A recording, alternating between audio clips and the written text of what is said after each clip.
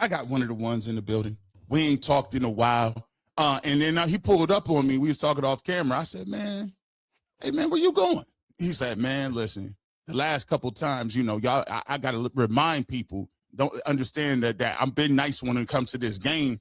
And you know what I'm saying? I don't even really, I was just trying to show you some support on the hoodies. But really what my brand is, I stay fly at all time. We got Darren Smith in, listen, shout out to KLKC in Kansas City. Are you technically a beat reporter, or are you a columnist? I've been learning the difference between the two, Darren. How do you gauge that? I am a beat reporter, so to speak. So I'm a sports director for our radio station, but I've been doing this. I've been covering, as I said, the Chiefs and Royals since 1993 when I was a sophomore in high school.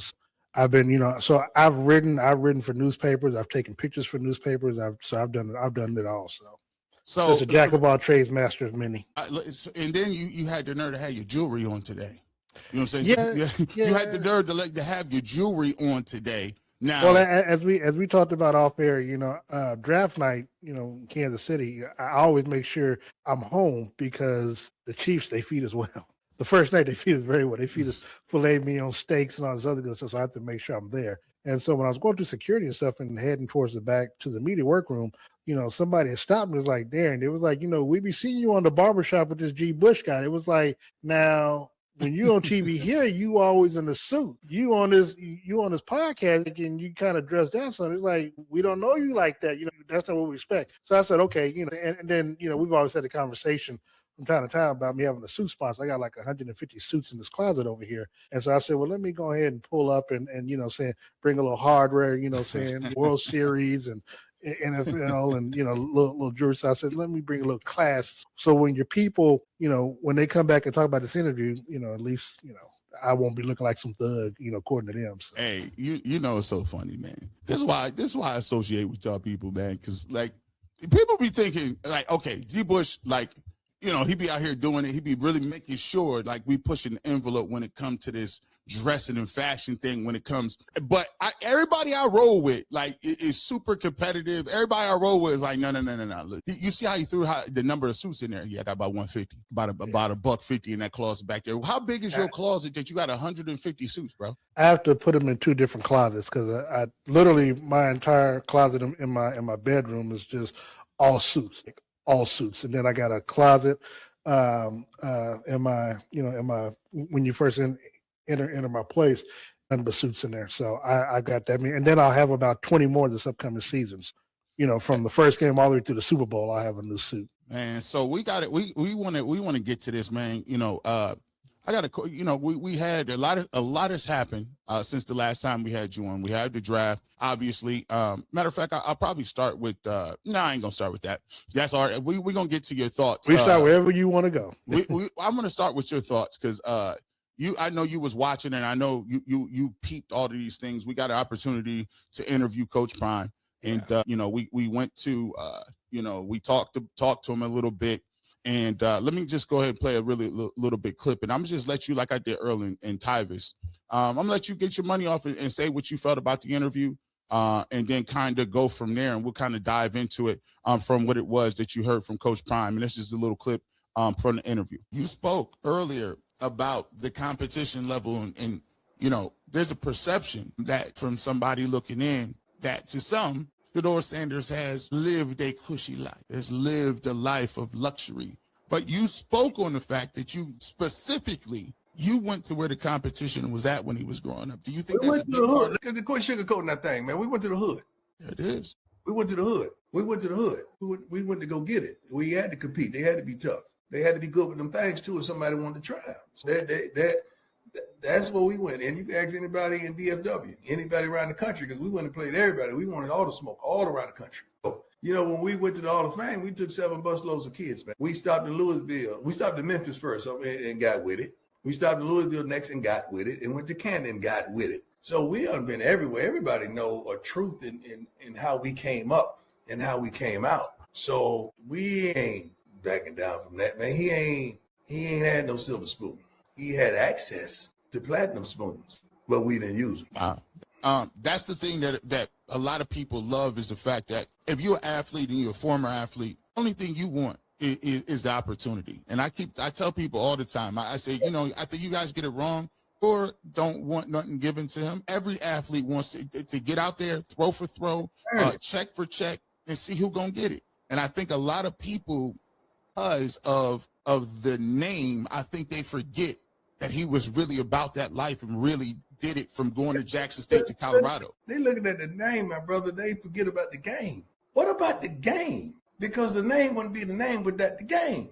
I wouldn't be sitting in front of you articulating the way I'm articulating if I didn't have that game. You got to have the game, and that's what's wrong with college sports right now. Everybody want the NIL. Everybody want that. I don't even know why they call it NIL. There ain't no name, image, and likes. You barely see anybody on TV or endorsing anything. Really, we just give them the money, all right? There it is. All right, but some of them want it before the game matches it. The game ain't matching the name. Come on, man. And we don't want it. Like, we don't want endorsements, right? We don't want that. Come on.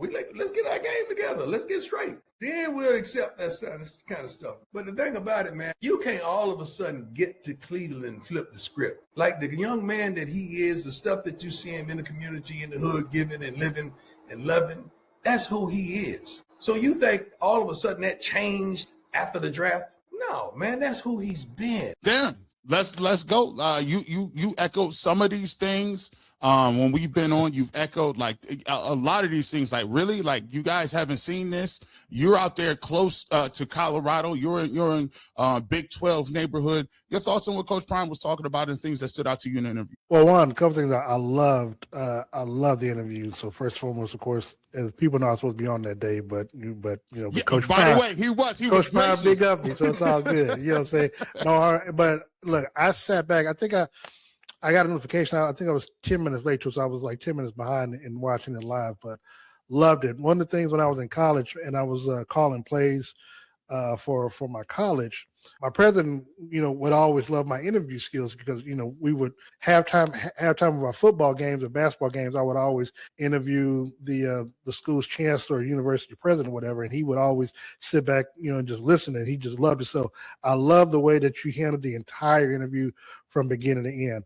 One of the things, I think the biggest thing that I took from there was it was a shot at someone at UCSS without using the name, but it was something that you and I have been talking about since Shedeur got there. And it was the fact that I didn't like the fact that they were trying to make him out to be some dumb Negro, during training camp where they had him over to the side and they were making it seem like he didn't know the plays and he didn't know football. And I was like, this is the son of a Hall of Famer. He's been around Hall of Famers his entire life. Are you trying to tell me that this man can't read a playbook, can't read a defense, can't watch tape? I said, there's no way that he would ever have his son be drafted by any team and be there unprepared. So a lot of stuff that he talked about, the NIL and how players, want it without having a game, get the game and everything else will come there. I just thought it was a hell of an interview, man. And the fact that not only did you have a good interview skill, but you also had a good listening skill to where, your follow-ups were excellent as well. And so one of the things that I'm disappointed, but not surprised with the local media is the fact they pick and choose what they want to take out of it. And one thing that you talked about on the Final Cut, which I actually got a chance to finish watching before it came on here, was that, everybody wants to call him Deion or Prime, and he wants to be, referred to as Coach Prime because, again, that's what he is. He's a college football coach. So the fact that, people took what he said, made it seem like he wants to go meet Coach Monken because he wants to be, dad, and he's Deion. Well, look, when Colorado played KU here at Arrowhead a couple years ago, he met with Andy Reid. He and Andy Reid walking around Arrowhead, because he's Deion Primetime Sanders. I mean, he can go walk in and meet any person he wants to because of who he is, and just like Michael Jordan, a few other people, when he comes into the room, saying like, you are a Chevy 300 or whatever the car is, pulling up to a Phantom until a Phantom walks in. So that's what Deion is, a Chrysler Phantom. 300. Yeah, Chrysler like 300. The Chrysler 300 looked like a Bentley. But until that Bentley pulled up beside your desktop, like you understand its levels to it. Yeah, and so so when people wanted to now, and I will give credit to people like the big platforms, USA Today, they credited you, what I'm saying, with the interview and gave. I mean, Mike Floyd, I think, had a whole week's worth of headlines Yep. based just coming off your interview. So the fact that you have major media networks that were giving you credit and stuff like that, and you have the local media who were using sound bites or extrapolating it, but didn't want to give you credit for it or even acknowledge where the interview took place, says a lot about them more so than it does about you. And I just have to say, man, again, you did a hell of a job. But the fact that they would take that comment about him meeting Coach Monken like he was trying to, just bring himself to and negating the fact that he said he was invited by Coach Monken. See, people like to leave that little detail out, and so it's man, I said oh my God, I was just sitting there proud of you, bro. I was, because I think I texted you afterwards like, hey man, Man, it mean a lot because a lot of people think that I don't have because I do go at the media about certain things that they do, but people have this misconception sometimes that I don't have respect for journalism or I don't have respect for people who do it on another side of the game. I'm mainly an opinion person, right?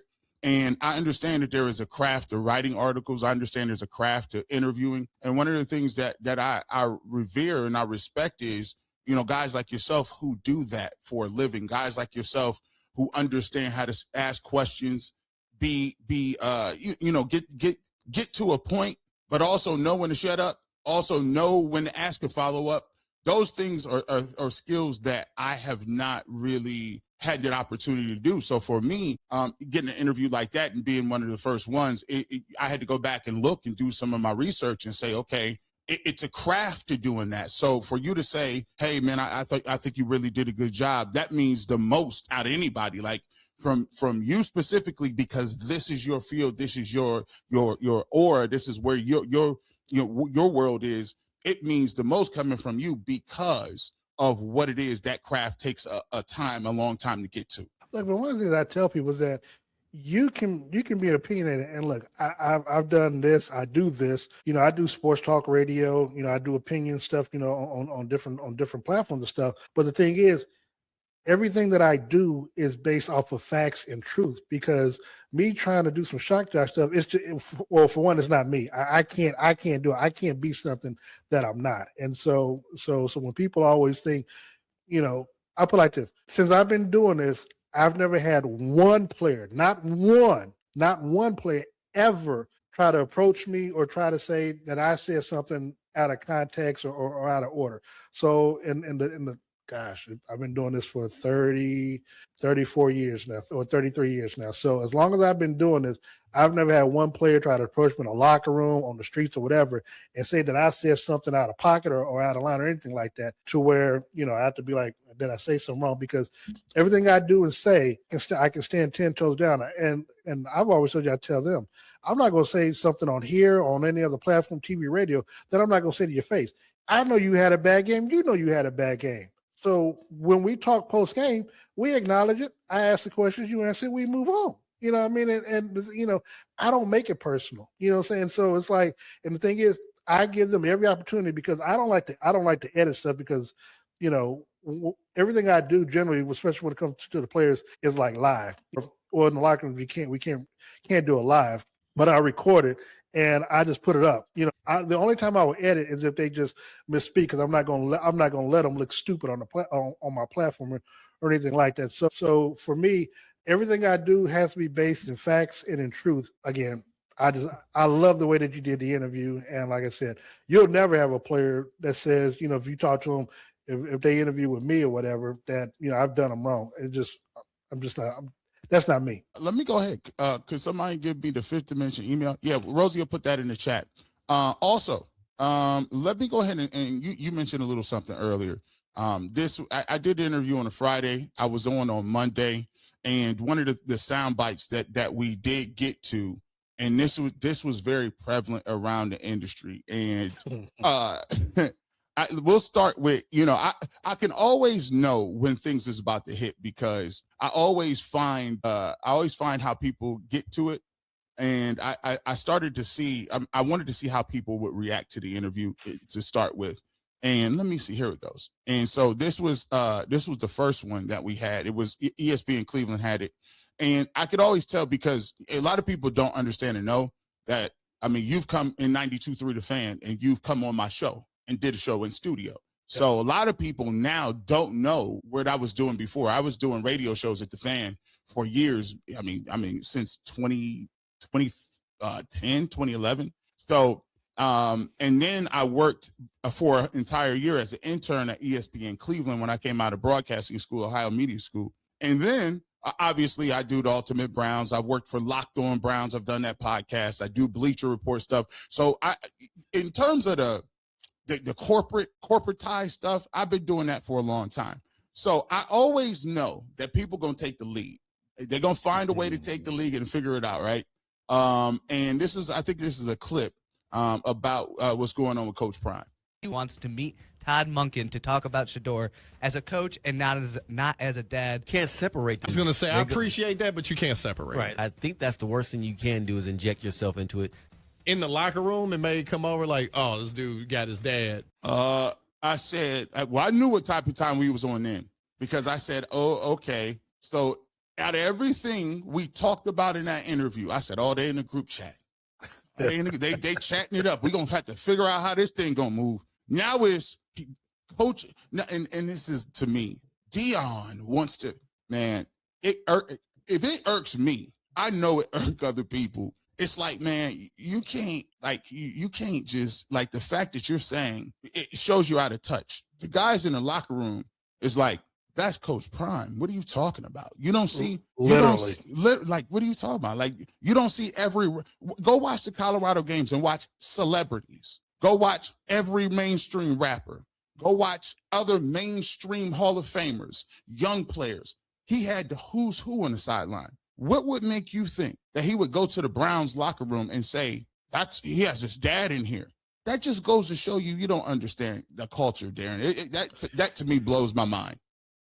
So I didn't know Emmett followed me on X. So, Professor Curse, I followed him back.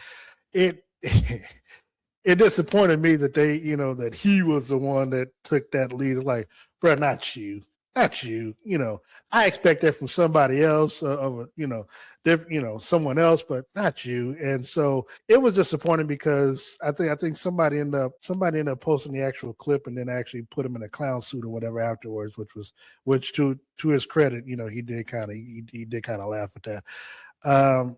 Disappointed to say the least, man. But again, people's listening skills, man, that's the problem that they have, because if they literally watch, and I can only imagine the amount of local media there, sports media in Cleveland, that watched that interview live and was probably just fighting and kicking the air and all that stuff. Like, how did G-Bush get this interview? And then the way that it went, they had to dig deep to try to pull something like that out, to even try to make a narrative out of it that, again, wasn't based in fact, because they tried to make it seem like he was trying to impose himself on the coach when he said that the coach invited him.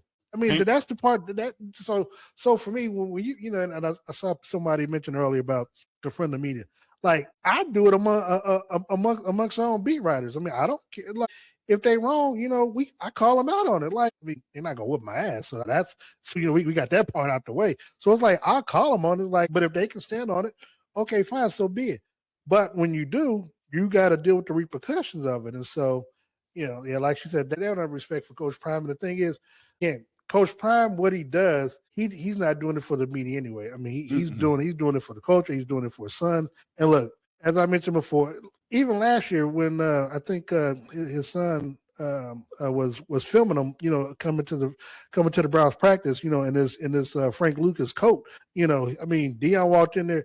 Stefanski went over to him. Well, like he went to Stefanski. Stefanski went over to him to speak to Deion. I mean, and that's the reverence that he has that amongst our people. So I don't know, man. Again, it stretches the realm of credibility with your local media there, man. Well, listen, that was the first one. We'll play this one. Shout out to Earl for clipping this. Because this one, I think this conversation happened, and it was funny because even this conversation, we have the WKYC app, We also have the YouTube, right? And so we have a rundown for each part, right? And just so happens, this part, the conversation we had was on the WKYC app. And so we had this conversation over there, and it revolved around whether or not Coach Prime should, is this a hindrance or whatever? And this is a clip from UCSS. This is the part I think people are missing. It's a two-way conversation. So if Todd is as blunt, as direct as everyone says he is, Todd can tell Deion, hey, listen, this is where he's short. This is where he's missing, because they've spent quite a bit of time together now. They don't have a game together in the field. They've been together in that building for quite a while now. So Todd can tell Deion, this is what you're missing. This is what he's not doing. This is where he needs to catch up. I know, but that is a conduit in most player-coach relationships that doesn't need to exist. Normally, the coach goes to the player. I know it's not normal, and that's part of my point. Part of my point is, for the Browns organization to welcome this on, they're not the best organization suited to deal with this. I've said that from the beginning. And that was my biggest problem with it. There were so many other organizations that could have dealt with this so much better. And one of them tried to take them, and the family told them no. You're exactly right. You're exactly right. And that might have been a better situation for him. But obviously, he's indebted to the Browns because they were the ones that ultimately pulled his card and called his name. But the Browns and their infrastructure and their lack of being able to deal with these kind of things successfully, I thought handicapped the whole thing from jump. Now we're going to throw another wild drama bomb into the mix, and let's see how this works out. I actually think if you look at it, maybe they weren't equipped. Communication styles work differently. I think that Todd Monken's communication style, from everything that I've seen on interviews, when they asked him, when Anthony Lima and King Carmen asked him and say, hey, what do you think about the whole comments and everything, and do you have to kind of calm some of that down? He said, man, listen, man, it's about winning. Like, if you want people to have outside noise and get it stopped, win. That's it. To be honest with you, the reason why we get paid so much is because you guys do cover every single little small story.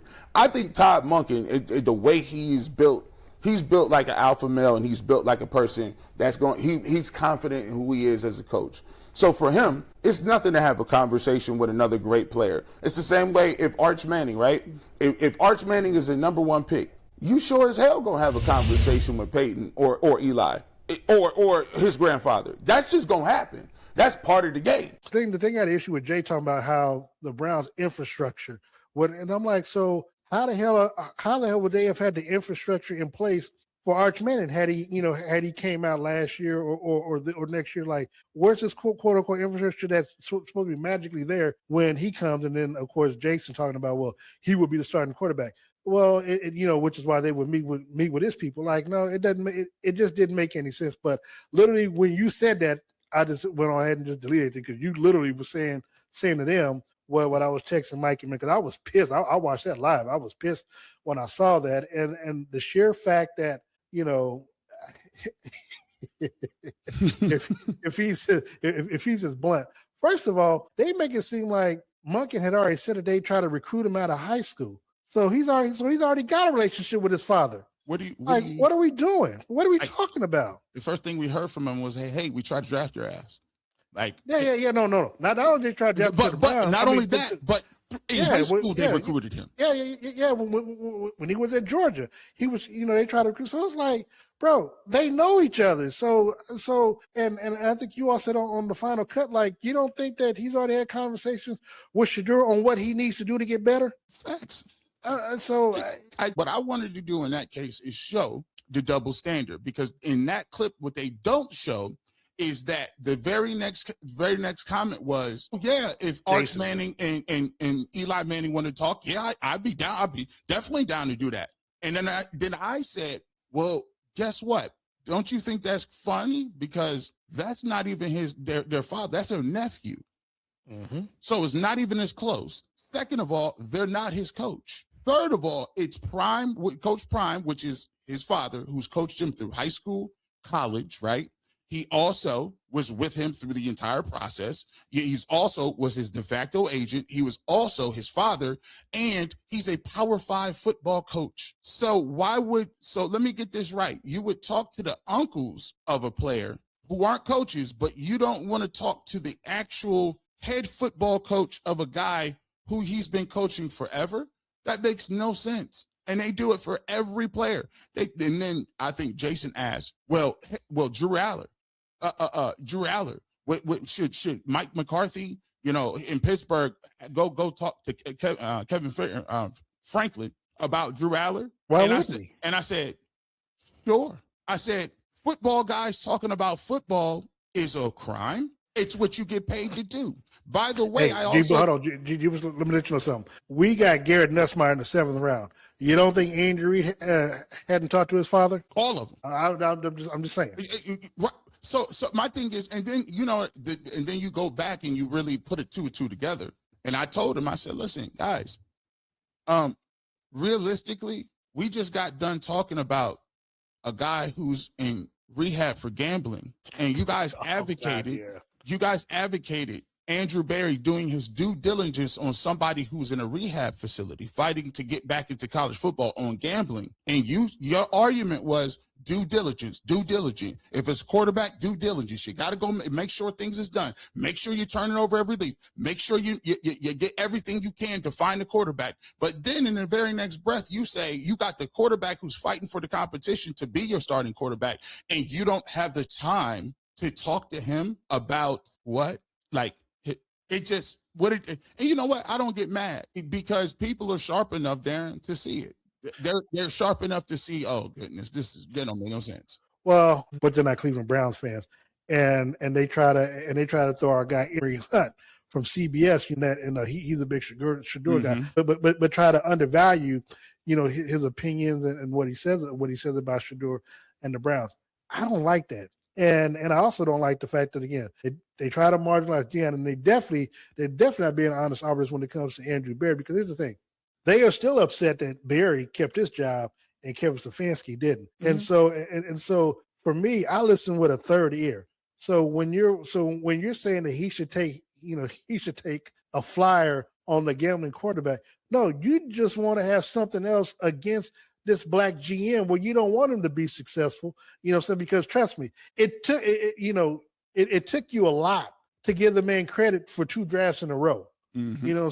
You didn't want to, but you had to, because he just knocked out the ballpark. So again, we have to do things twice as hard, twice as better than our counterparts, and that's what they're trying to do with him. And the thing is, fortunately for him, he doesn't spend his time watching UCSS, which is probably better for him, because if I'm him, I'm thinking to myself, why would I listen to you? Seriously, why would I listen to you? You don't mean me no good. So you trying to tell me I need to spend a first round comp pick on a quarterback that's going to be gambling his way out of the league, and that's going to make me look bad?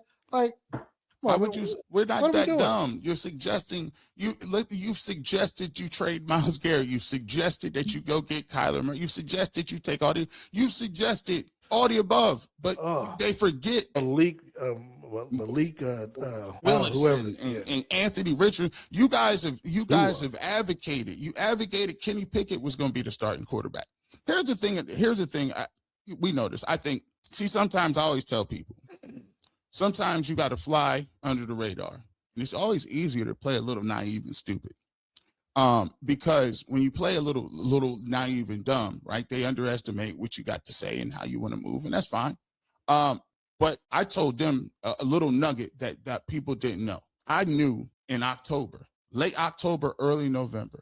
I knew late October, early November from sources, Kevin Stefanski was gone. Oh, yeah, he was gone. And we both knew why. Yeah, listen, and so Darren and I we talk. I said, oh, listen.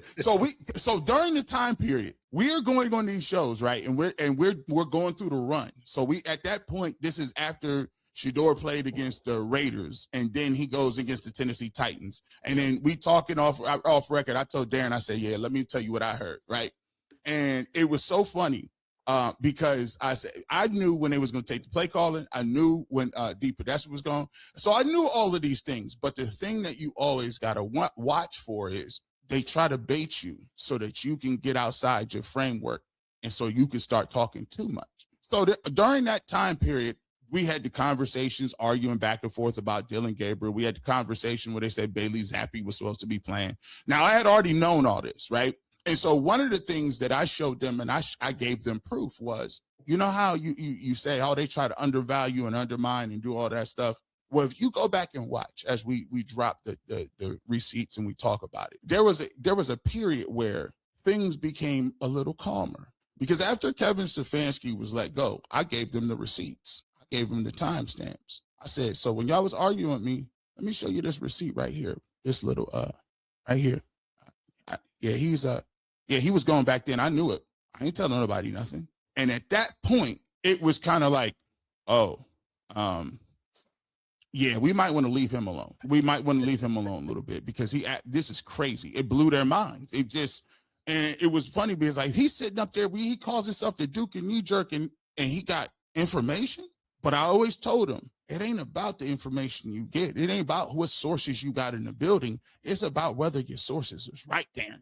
And their sources was not right. And when I showed them receipts, I said, bro, here y'all go. I'm just letting y'all know what it was. That changed the whole dynamic at that point. Then it was like, okay. Then it became, well, you know, you guys have the Shedeur people. Push the argument up. Sure. Then it became, and I always tell them like this too, and I don't respect it. They do too much crying for me. And I told them 3 or 4 times to their face about this. So I don't care what they say. I say, you guys do all this crying. Like you say things, you get inflammatory, and then all of a sudden you want to cry, you want to play the victim role. I said, out of all of the stuff that I said, how much, and me and you will talk about, I'm going to transition to this. When Deshaun Watson was going through it, let's go down memory lane. Right? Let's go down memory lane. When we got Deshaun Watson, let me tell you something. When they got Deshaun Watson, you could have, listen, it was all out civil war in Brown's community, all out. If they want to act like, if you think it's you crying wolf now, do you know how many racial slurs I got? Do you know how many people pulled up in my DMs talking reckless about assaulting and all this other stuff? And I told them straight up, I said, how many times when Deshaun Watson got here, and I said, oh man, Deshaun Watson is an upgrade, right? How many times did I come back and tell y'all, see, this is the reason why I'm getting your people on your side coming to me telling me that I'm just so bad and they're just so unreasonable. Bro, stop crying, bro. Like, what are you crying for? We in a public sport. We in a public situation. If you have an opinion about something, be ready to stand on it. But I don't think they were. Well, they never were because, again, they weren't honest arbiters. And shout out to you because my co-host, Jordan Tucker, he was the one that he's like, man, Tuck. Yeah, he was like, I mean, you got to holler at G-Bush out of Cleveland. So, you know, and I was on Sports Radio 810 here in Kansas City, and then, you know, doing the Sunday shows. And I was like, G-Bush, man, I got to get you on. You pulled up, and man, we chopped it up for about an hour, I think, for a couple of weeks, man, about this whole situation. And so, you know, you were one of the first to stand 10 toes down. And of course, when Deshaun, look, I met Deshaun on Radio Row years ago in Houston, and then in Atlanta, you know, we took pictures and stuff together. So I'm a big Deshaun Watson fan. I was a big fan for what he did, you know, prior to arriving to Clemson. He was one of the top players in the country, and then, you know, what he did on the football field. And so I was hoping he was going to be the quarterback here in Kansas City, you know. And it wasn't a matter of not liking Patrick. It was just more so I saw what he did on the football field at the highest level, and we had Alex Smith. I wanted a proven winner. He was a proven winner at the time. So, you know, life and things happen as it is. I'm glad we got Patrick. Patrick continues to, you know, hook your boy up with Super Bowl trips and stuff like that by his play. And so I wish things would have worked better, you know, with him in Cleveland, and the fact that the people there, you know, and his play hasn't been representative of obviously the contract and things of that nature. There were many times that I thought that you all should have been, you know, coming to the Kansas City for the Airhead Invitational. And I even said as such on you all show, I think prior to one of the seasons, that, I mean, you all had a top quality defense. And I was like, if Deshaun Watson plays the way he should, yeah, you know, I thought you all were good enough to come, you know, to at least make it to the playoffs and perhaps get to Kansas City. Things just didn't work out that way. So, you know. But the thing that people don't get, and I've said it on these airways 1,000 times, They do not want Deshaun Watson to play. They advocated for him getting cut every single week. I told you it was coming. I said, listen, they're going to use both against each other. You don't want to see Shedeur play. You do not want to see Deshaun Watson play. And they're like, okay, well, let's build up Deshaun Watson. We'll keep building them up. So they really hope. The hope is it's just mid. They hope Deshaun will play, maybe look okay or whatever the case may be. Maybe after they figure out he ain't it, they'll go to, Shedeur Sanders, and then he won't have enough time to prove, because they're going to get to this. He just didn't have enough time to do what he needed to do. And it's unfortunate, but it's 2 years in a row. I know the sample size the sample size isn't there right now, but 14 games, I know, but we can't, with the generational quarterback class coming out, we just have to move and get what we need. Listen, they trying to run the shot clock out. I watch politics. Stop playing. The shot clock is starting to get ran out. And if they can use Deshaun Watson to run that shot clock out to get to 2027 and get that quarterback, and at the same time get Andrew Berry up out of here, they will do it. And Shedeur Sanders. But again, it's like Todd has said, I haven't made a decision, so but what's crazy is if Todd Monken decides going into training camp or OTAs or whatever that Deshaun, is ahead or is a starting quarterback or names in there, people going to feel like she's vindicated. Like, no, he just had 8-9 different practices to prove that he was a step ahead of Shedeur. It's not that it was something that happened 2 days out of a rookie mini camp or volunteer, stuff that now all of a sudden he's a starting quarterback now. And plus, and this is the big takeaway that I take away from this. Here's what we're going to say. And I wanted to talk to you about this more than anything, because this is a football conversation that I'm having. The problem I got and the rushing to want to get a quarterback and just name it and do what it is. The problem with Deshaun Watson is not whether or not he looks good and he's able to look good in shorts. The problem with Deshaun Watson is not like, he looks tremendous, and he got the visor, he got the shield, he moves, he just throws a naturally good ball with pace on it. Like, if you throw him 7-on-7, he looks the part every 10 out of 10 times. He's going to look better than any other quarterback that you probably done seen, right? The problem is this. They're not breaking it down from a statistical point of view in terms of the film work and what we saw last. When we saw Deshaun Watson, it wasn't the fact that he didn't look the part. It was the fact that the speed of the game seemed to be tenfold. Normal, simple reads, where it was 1, 2, 3, let the ball go, we should be good for a veteran, it was hitching. Wide open throws because of the shoulder injury, sailing on them. It was being in the pocket and not recognizing that you had more time than you thought, escaping clean pockets, doing certain things like that, getting sacked. It wasn't Deshaun Watson. It will look great in 7-on-7. But the thing that we were saying the last time we saw him, because he missed almost 2 calendar years from the suspensions and the injuries. And now he played those games. He's also missed about another 2 calendar years with injuries. So that means that means in 4 years, he's played a handful of games. He's going to have to, I want to see what he does with the pass rush. I can only see if Deshaun Watson is good with them pads, and when they going against a rush, and when there's guys out there jamming receivers, and when he has to make them reads like this. He got to make the reads like this. Can he get it done? And the thought process that somebody is going to annoy him and hand him the playbook, it's not the way it works with quarterbacks, especially when the speed of the game looked like it was too fast the last time we saw him, and that was 2 years ago. I remember we had this conversation that I think Stefanski's biggest mistake that year, I think the last year he started 2 years ago, was the fact that none of the starters played in the preseason game. And I know because they came to Kansas City in that final game.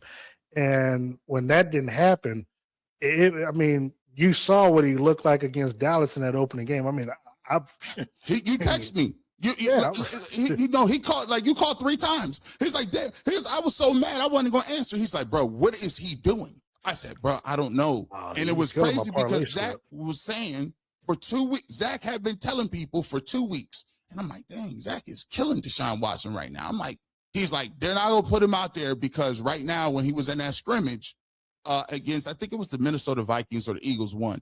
We were in a scrimmage, and he said, we can't throw the ball. And I'm like, come on, it can't be that bad. And then they didn't play him in the last preseason game.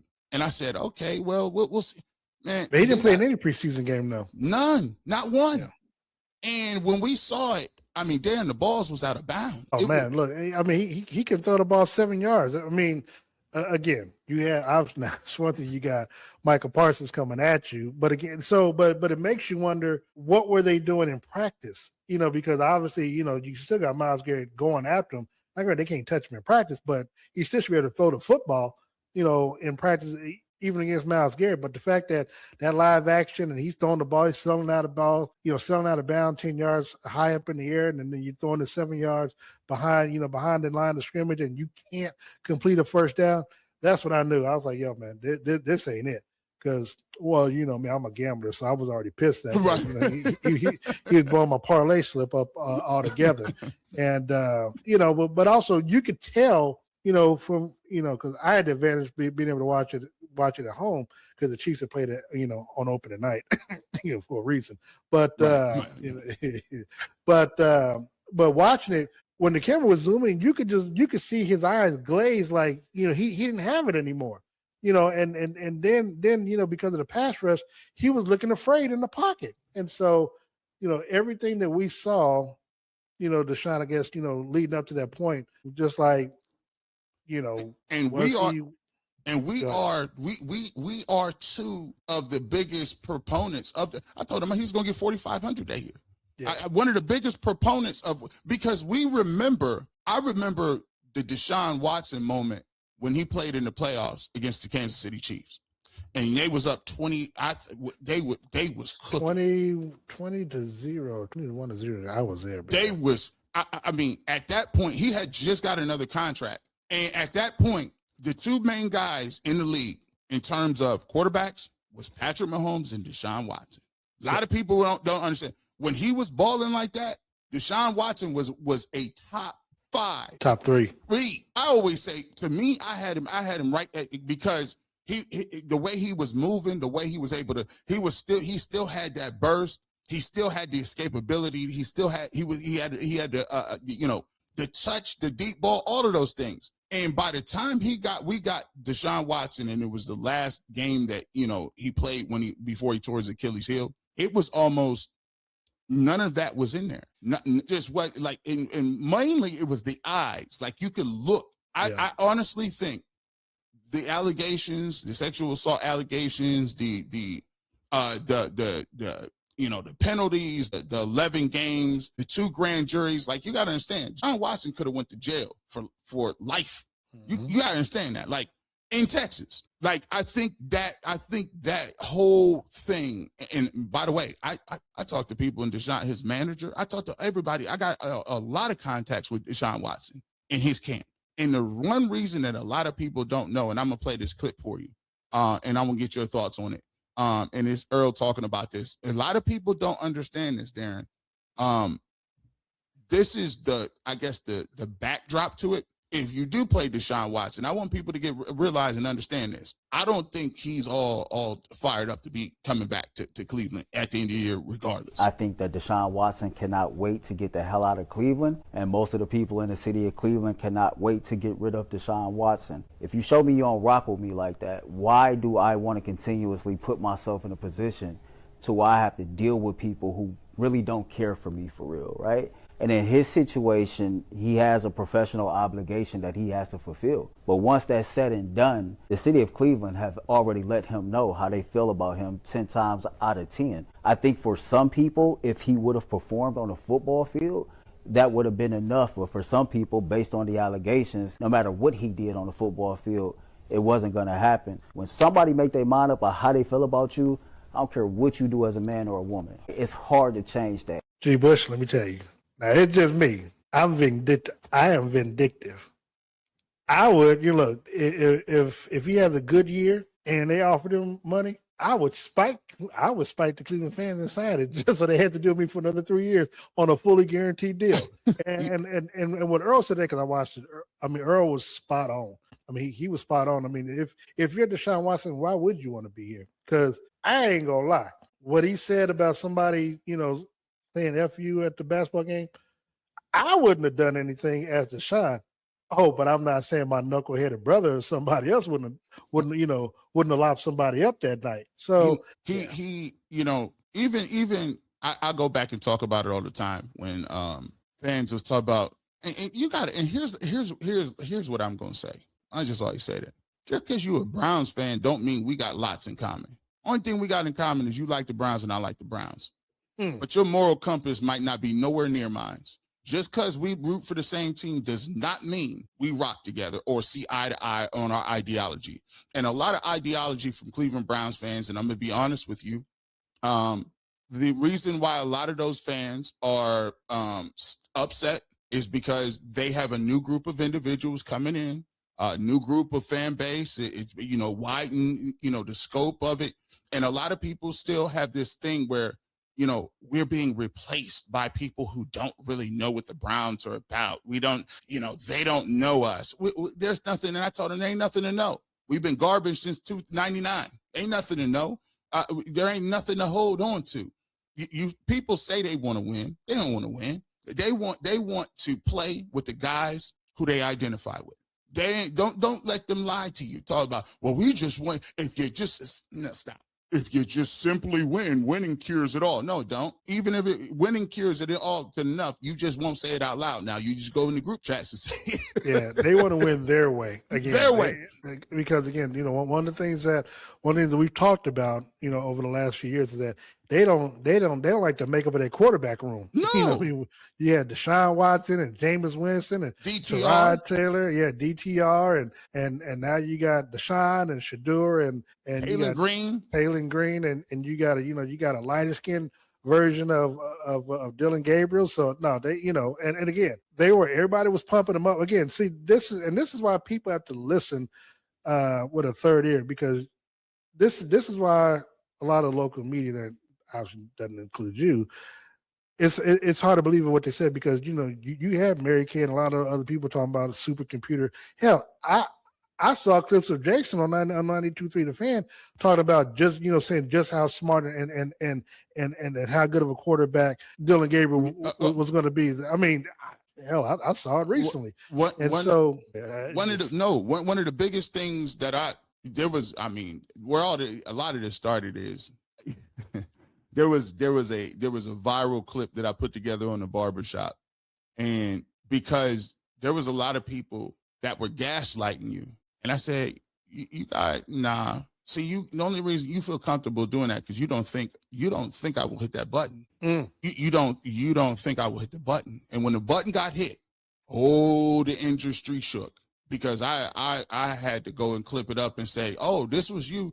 I said, bro, I time after time. Remember they said it'll be 7 times worse. Running backwards and I understand that Dylan. Josh Allen was doing the same thing. I said, I understand that Dylan threw a pick, but he's never going to do it again. I promise he won't. I'm like, bro, y'all cast done. I said, okay, y'all don't think we can get y'all together. You advocated playing Bailey Zappi. You advocated playing Bailey Zappi. And the scariest thing in the world that a lot of people said, and I know they are, that's why the industry was real silent. When Coach Prime said this, and we know who they were. We know exactly who they were. Matter of fact, we got the receipts for everything. You don't think Andrew Berry know too? Andrew Berry, you the one said all of them should be gone. Why you think they blow the whole thing up? Why is Andrew Berry still here? I said, bro, you don't think about it. I just don't understand it.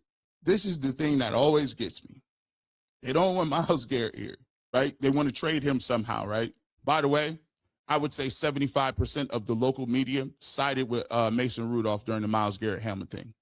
80. 75. Would you say 80? 80, 85. 80, 85. And I said it because you can tell by the makeup of the media that covered the team. Yeah, so they sided with Mason Rudolph, and so Myles Garrett is like, you know what? Hands off on y'all. We're going to figure this out. But the thing that I always go back to, and I look at it, and I say from a perspective of Deshaun Watson, I always ask, why hasn't Deshaun Watson spoke? Yeah, why would I? I mean, why would he? You see what I'm saying? Because anything he says, they're gonna turn around and it's not gonna even be football related at all. Like, he hasn't spoken in 2 years. And here's what the Cleveland Browns have done a masterful job at. I know for a fact, as the digging around has come, the Cleveland Browns have gotten stealth. They've done, first of all, they do it in plain sight, but it's stealth. They have a conscious effort. They had a game plan going into the offseason. And that game plan was implemented when a lot of those, remember all those younger coaches and a lot of them, and they're like, okay, we want to hire some of these young dudes. And they were saying that how you want. Andrew Berry and Jimmy Haslam said, no, we need to figure this out. We need to be able to deflect this stuff. And we got to have a game plan for these individuals, because the goal is conquer and divide and conquer. They said, listen, we're going to lean into the Shedeur Sanders situation. So, all right, we're going to lean into that. Hey, we're going to tell you Deshaun Watson got an opportunity. And when you try to come up and say, oh, well, what about this? We're going to say, we don't care nothing about that. And on top of that, he has to speak if he's a quarterback during the season. He don't got to say nothing to you in the offseason. We don't even have to mandate it.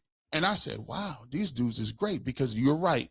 The first question is, are all the cases solved? Do you have to go to rehab still? Are you still in therapy? What did you learn from your mistakes? What's your relationship with Shedeur Sanders? How's your Achilles? How did you hurt your Achilles the second time?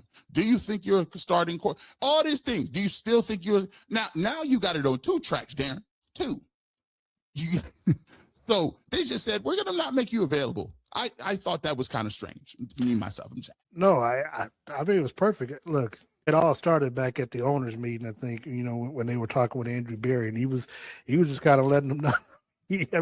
He was shutting it down right then and there, Jason, everyone else.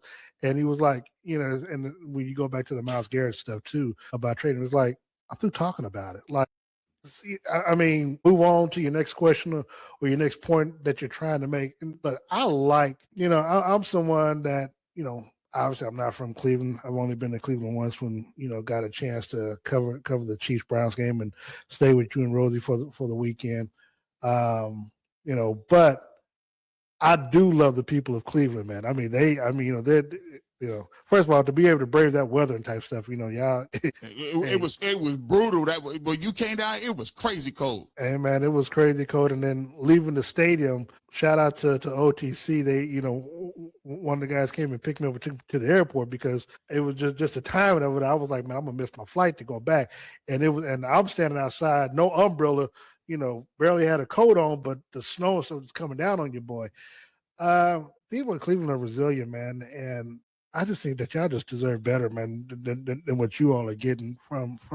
Because here's the thing: when you can't trust your media, and the news that come from there, that's where you're gonna have the biggest problem, because you're not gonna know what to believe going, this upcoming season, especially when it comes to dealing with Deshaun or dealing with Shedeur and anything like that. Because again, they're not. Most of them are not doing it based on fact. They're doing it based off of their feelings and trying to put their impression, put their opinion on stuff and use that as though it's fact, and it's not.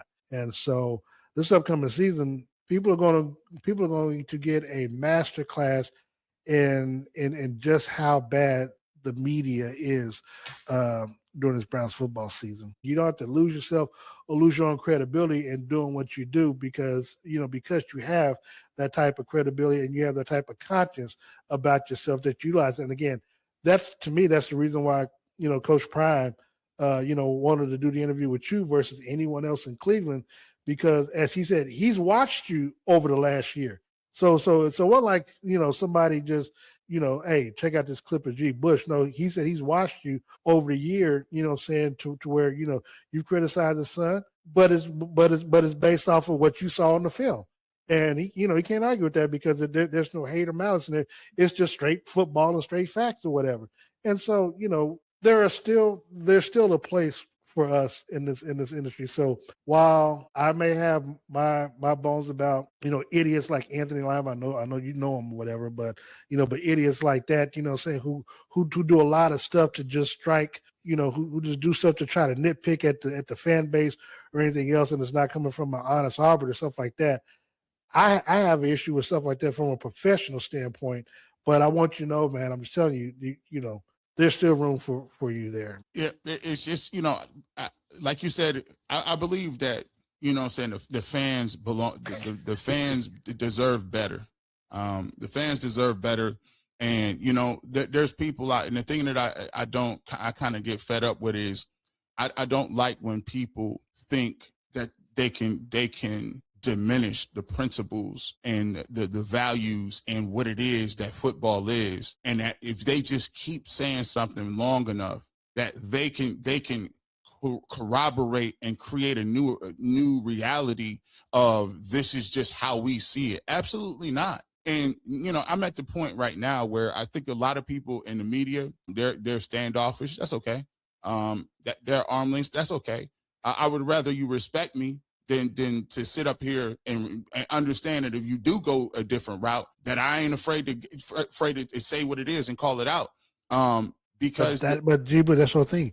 You're holding them accountable for their words, and that's what they hate. That's what they dislike about you. And the accountability is what it is. I mean, and I get it. It could be, but I come from playing football, and the accountability is if one of my classmates or one of my teammates do something, we all got to run.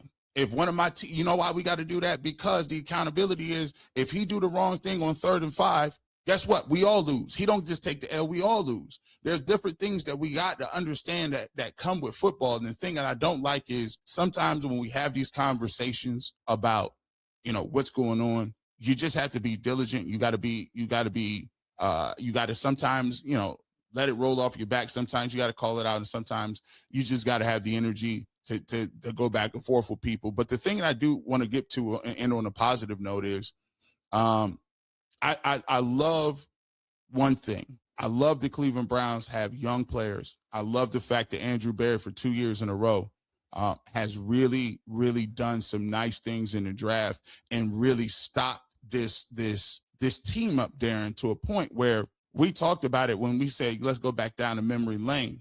We spoke about how when I first met you and we started talking, the Cleveland Browns, and I think Coach Prime mentioned this as well. I mean, the Cleveland Browns when we played the Kansas City Chiefs, we had a top 5 line. We felt like we were supposed to be the Cincinnati Bengals. We felt like that was going to be us playing the Kansas City Chiefs and going back and forth and seeing if we can get through Kansas City.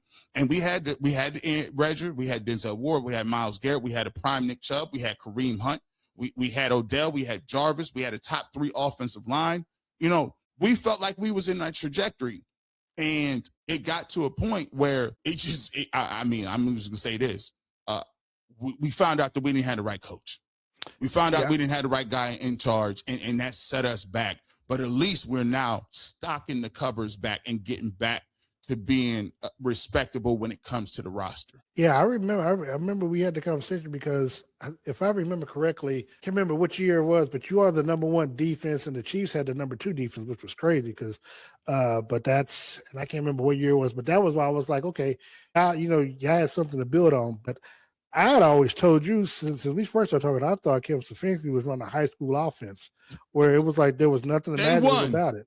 Yeah, I mean, yeah, and so for me, that was something that could, you know, I had to bend my own credibility to try to get past that part to, you know, to figure out how you all could come to Arrowhead and play us in the AFC Championship game. But I was like, it was defensive because the year that y'all got Jim Schwartz, that was the year that y'all took off. And again, unfortunately, Deshaun, that was the year that I thought that you all could come there because I thought that Jim Schwartz was going to be a huge asset on the defense side of football, which he was, which is how he got to be, you know, assistant of the year, and somehow, you know, Stefanski got coach of the year that year. And I don't know if Diana Rossini had anything to do with that or not, but that's, yeah, I'm just saying. So, you know, but that being the case, man, you know, I mean, y'all do have good talent. I think y'all had a couple of great classes. You got some good players who have not been in any trouble, and I don't think will do stuff that will get them in any trouble because I think they understand the opportunity they have before themselves. So I like the makeup of the team. And again, you know, whether it's Deshaun Watson or Shedeur Sanders, and look, I like both players. I'm not gonna choose between the two. But if it is Shedeur, that's a team that can grow, you know, saying for years to come together. Mm-hmm. And so, I mean, you got a football coach that is about the business of football, man. And I think that Andrew Berry, get out the ballpark with this, with this hire and what he's going to bring in, because again, he's going to tailor whoever's starting quarterback. He's going to tailor the offense around that. Not that the quarterback has to fit his system, but the system is going to fit the quarterback depending on who they're playing week in and week out. So I like that. And if they have to go heavy on the tight ends or go 3 wides or whatever, it just depends on the matchup. So I like this. I'm excited for someone who's been watching. Well, I watch a lot of football in general because I gamble. Right. But but I know I'll be able to watch a lot of Cleveland games because you all have a lot of 1 o'clock games, and we got a lot of night games, so it gives me time to utilize my time throughout throughout game day and watch to see what you all have going on. So